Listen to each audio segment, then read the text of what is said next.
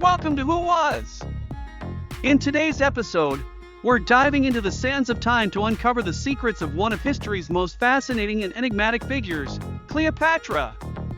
Queen of Egypt, seducer of emperors, and a peerless political strategist, her life was filled with intrigue, romance, and power.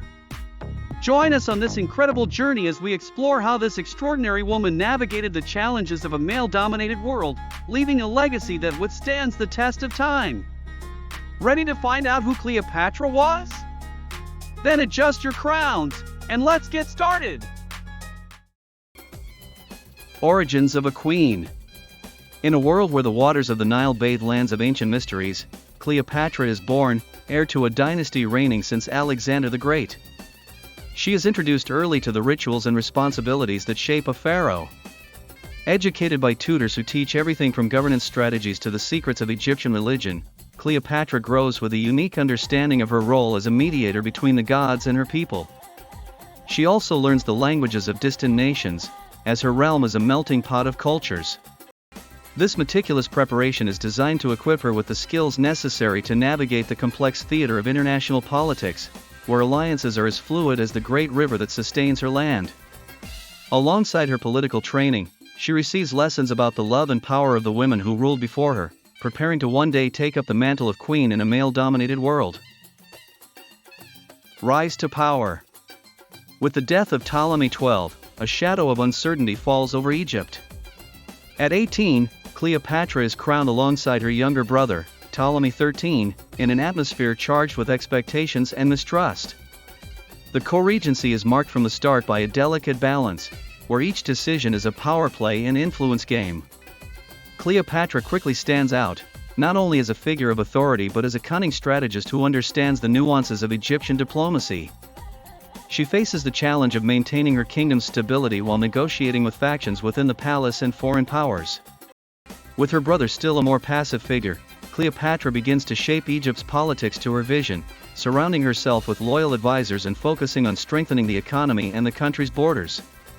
This period establishes Cleopatra not just as a ruler, but as a central figure in the Mediterranean power struggle. Cleopatra and Julius Caesar. A meeting that would change the world. The arrival of Julius Caesar in Egypt marks a turning point in Cleopatra's life. Seeing an opportunity to reinforce her position against internal factions threatening her power, she plans a meeting that would be as audacious as it is strategic. Cleopatra presents herself to Caesar wrapped in a carpet, a legendary entrance that symbolizes both her cunning and boldness.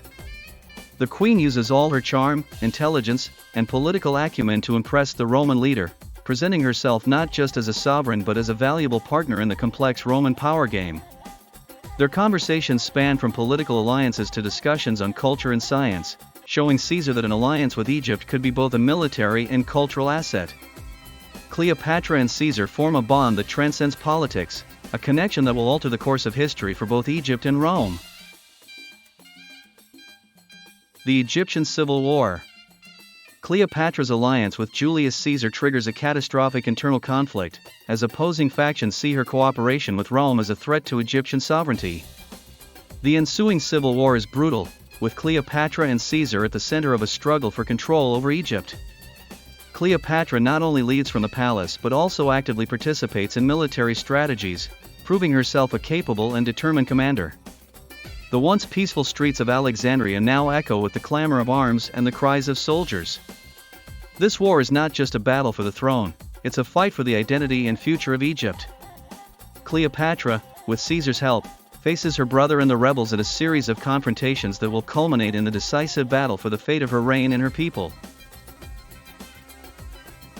The birth of Caesar Ion.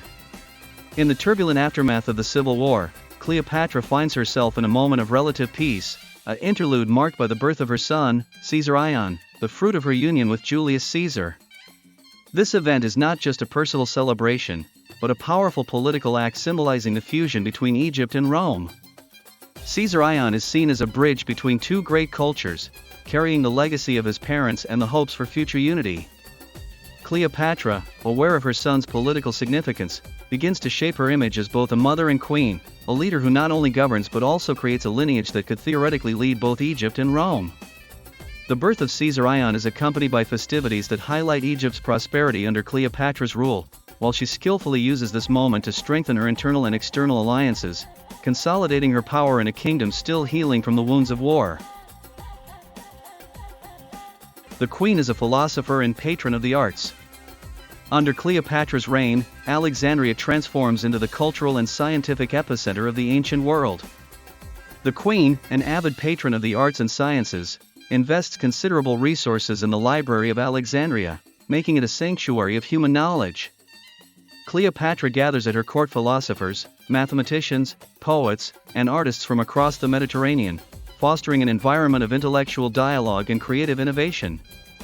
Under her influence, Alexandria witnesses a golden age of discoveries and creations, where knowledge is as crucial to governance as military power. Cleopatra not only supports these initiatives but also actively participates in them, engaging in philosophical debates and encouraging astronomical studies that challenge the understandings of the time. This period of cultural flourishing not only enriches the kingdom but also strengthens Cleopatra's position as an enlightened and progressive ruler, whose legacy would transcend politics to touch the stars under which she was born.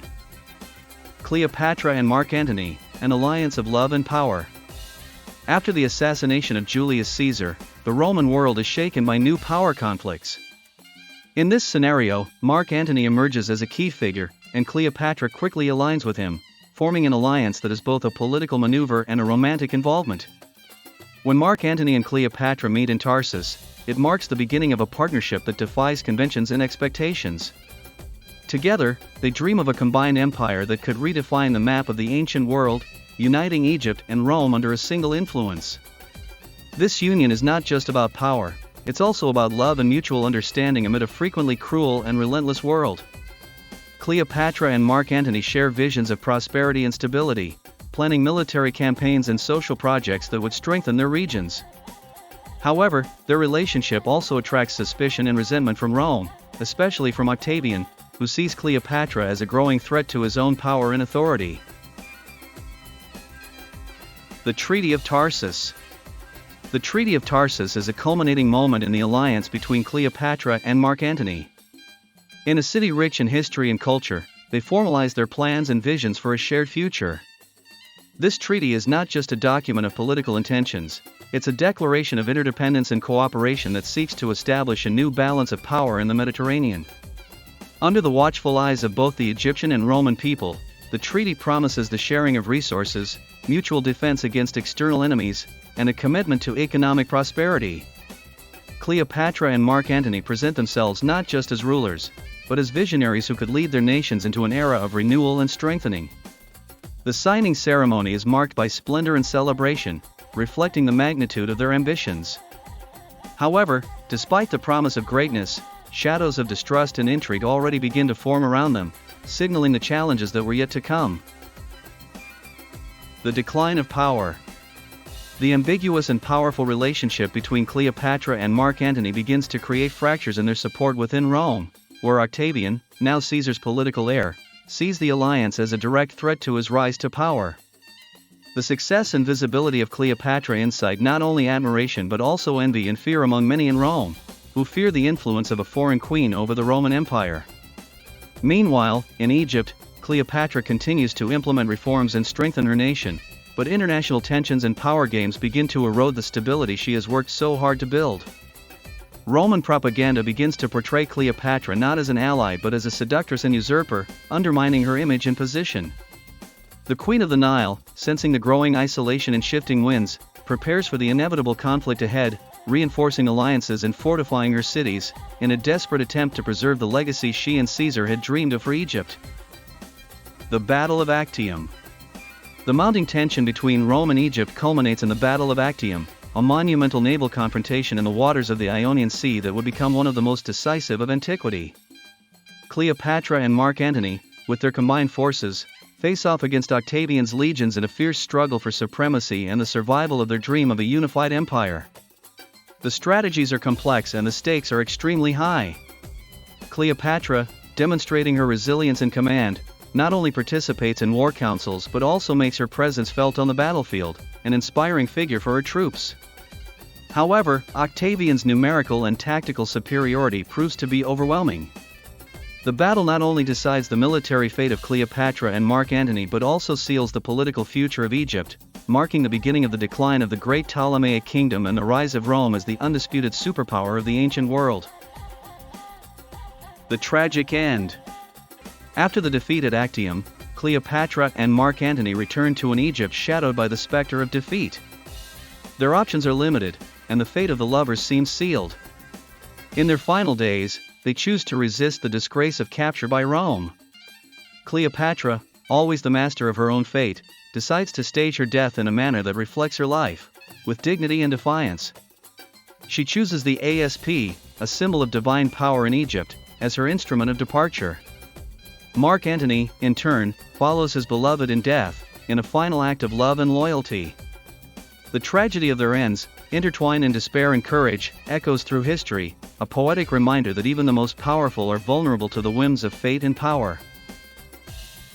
The legacy of Cleopatra. Cleopatra's story transcends her death, perpetuating as a legend that blends reality and myth. Her legacy is complex and multifaceted, reflecting her intelligence, political acumen, and indomitable determination.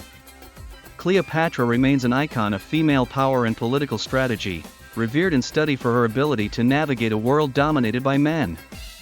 Moreover, her life serves as a lecture on the dangers and possibilities of alliances between cultures and nations. Films, books, and academic studies continue to explore and debate her life and impact, ensuring that the Queen of the Nile is never forgotten. Through the ages, Cleopatra becomes an eternal figure, a symbol of ancient Egypt's glory and the intrinsic complexity of human power. If you enjoyed the content, please subscribe to the channel, like, comment, and share with your friends. Your support is essential for us to continue with this project. Comment below which other personalities you would like to learn more about. Thank you and see you in the next video.